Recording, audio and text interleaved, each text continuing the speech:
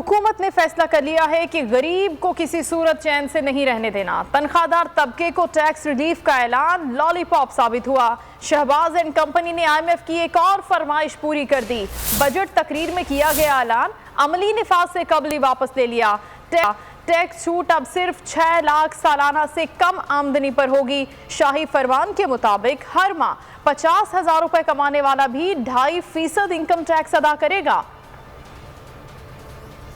का शिकार एक बार फिर कर दिया गया टैक्स कटौती का वार। हमारे माशरे में तनख्वाहदार तबका सबसे ज़्यादा माशी मसाइल में जकड़ा हुआ है, मगर इसके बावजूद इस तबके पर टैक्स का इजाफी बोझ भी डाला गया है।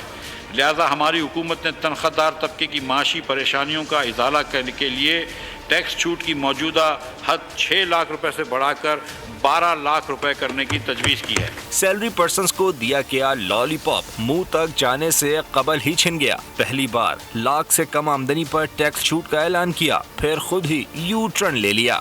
गरीब पर नया जुल्म IMF की फरमाइश पर किया गया। टैक्स छूट अब सिर्फ 6 लाख सालाना से कम आमदनी पर होगी। 6 से 12 लाख कमाने वालों को 2.5% इनकम टैक्स देना होगा। 12 लाख से जायद कमाने वालों से 12.5% टैक्स काटा जाएगा।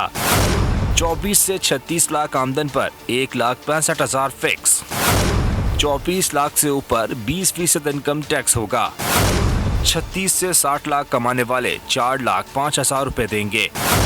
60 लाख से 1 करोड़ 20 लाख पर 10,05,000 लिया जाएगा। सब्सक्राइब करें और बेल दबाएं ताकि कोई खबर रह न जाए।